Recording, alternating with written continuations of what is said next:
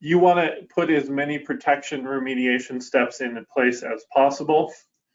I mean, if somebody really, really, really wants to get you and is going to take all the steps humanly possible, it's, there's always potential you're at risk, even if you do everything right. But if you do everything right, your risk is greatly, greatly reduced. So let's talk about the things that you can do to do things right. So Phil and I have these kind of 7 steps that we think are the most important things for you to put yourself in a good position to be protected. And the first is actually from an insurance standpoint. So it's working with your insurance broker to make sure that you've got cybersecurity insurance with ransomware protection as part of one of the policies that you have as an organization. Again, this is just going to protect the downside loss. It's not helping, protect your servers or anything like that, but it will help protect you from a financial impact standpoint on what you have to deal with if you do get attacked. So I'll talk a little bit more about that, and then Phil will cover these other 7 or these other 6 steps. But backing up your data and making sure your data is backed up either to the cloud or another offline location, and that you've practiced restoring that data. So we see a lot of clients who back up their data, but they've never actually restored the data anywhere before. So when they go to actually, if they do get hacked and they go to restore the data, it doesn't work. And now there was no point in them backing it up if you can't restore it. Multi-factor authentication, which I'm sure all of you are seeing more and more these days, which is really you enter a password and then you get prompted on your phone for a 6-digit number or something like that. You want to make sure that you've got that set up for your key applications to avoid phishing attacks in particular. And then installing phishing prevention software for your email. So what people like to do is they like to fake a Microsoft website and then have you click on a link that takes you out there. You enter your username and password, and now they've got that information. So you'll get all sorts of email where people are trying to phish or get your username and password. And so if you can prevent those emails from coming in, you reduce the temptation for your users to be able to click on it.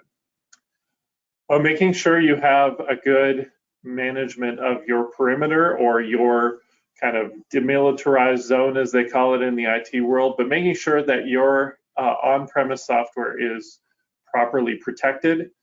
So that's a quality firewall, some preventative services that you should look at as well too, to make sure that you are not prone to someone being able to breach your perimeter. And then there is this term used in the IT world called identity and access management, but for business owners, I like to call it, give users appropriate rights for their positions. So just don't let everybody have access to everything. If you give everybody access to everything, the weakest link now can open up a door where ransomware can get installed in your system. And then the final thing, and probably the most important thing, is just train your users regularly on how to prevent these attacks and identify phishing emails. This is something that we do at least annually every year, is run everybody in the company through training to how to identify these attacks, let them understand a little bit about how easy it is to get attacked, what looks suspicious. Those are things you want to make sure everybody in your organization is aware of. Well, now we want to wrap up with some of the overall guidelines of things that you should do to protect yourself. So I'll maybe start with setting aside budget for cybersecurity expenses. Again, make sure you've got the insurance that you need. Make sure you've got a budget set aside to do this kind of analysis on how best to protect yourself. And once you've done the analysis, like what steps do you need to take to make sure that those protections are in place. So that's really what I mean by remediation there, is doing the analysis to understand here are the 5 places I need to protect a little bit better, and then making sure that you take the time to shore those areas up before you move on. Go ahead, Phil. Third-party security assessment. having somebody else to come into your organization and take a look at what is going on with your security. We've seen it on our own with some of our own clients that they feel their IT team has done a strong enough job, but however, getting that second set of eyes in there, and it's not to create a bad feelings with your IT team. They may not be aware, they may not have noticed, or they may have had some blind spots that they didn't close down. So one of the things is to get a third party to come in there, take a look at how your security is, make sure your infrastructure is locked down, and anything else you need to do from a endpoint management solution is key. And it also gives you that extra comfort to know that your team has done the right job, or we have certain blind spots you need to get addressed, and then figure out a plan to make sure they're covered going forward.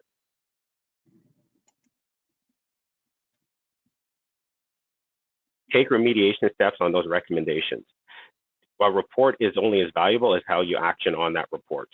So if somebody writes, if you receive a report, let's say from us at Stoneridge, when we do a security assessment and identify areas where you need to improve the security, you can take the report and say, okay, that's great, and not do anything, and then end up having a vulnerability exposed and having ransomware installed, or act on those recommendations. If you have the internal team that's capable of doing it, let the internal team do it, and then have a review of those recommendations as part of a governance plan for security. Or you can ask, let's say, us to come in and do that, close those holes, fix the areas that we need to be addressed, and then work with your IT team to ensure that long term they're able to address and be educated ahead of the curve for anything that's coming forward. Create a security committee that includes leadership. And that's when I mentioned governance.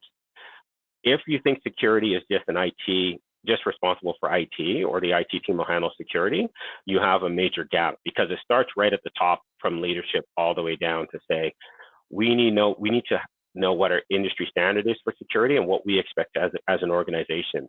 And to make sure that it is followed suit with the governance committee to overview what our security posture is, that is being implemented, how often that are updates being applied, and for example, there could be some patching. You could have a patching policy, which is patch your systems exactly the latest patch, or our IT, because of our software, we need to be one patch behind, but we have to make sure we're secure.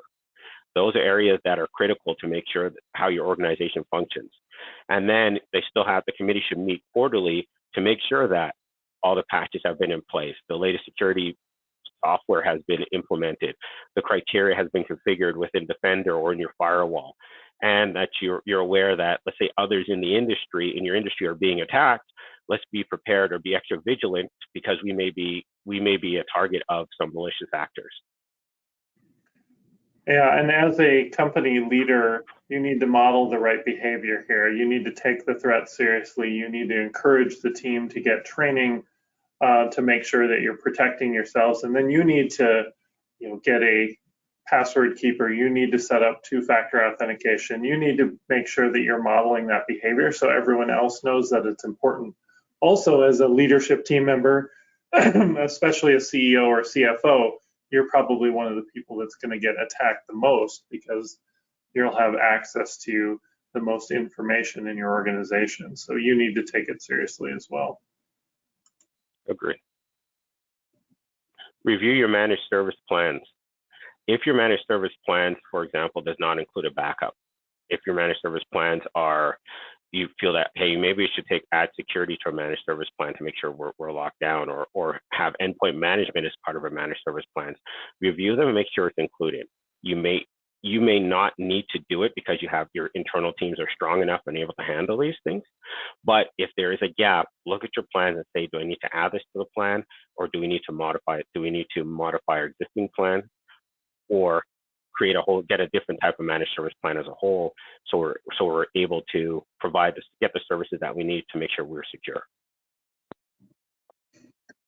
Yeah, and overall, just make sure that you take security seriously, and make sure you get a security assessment by someone outside of your company.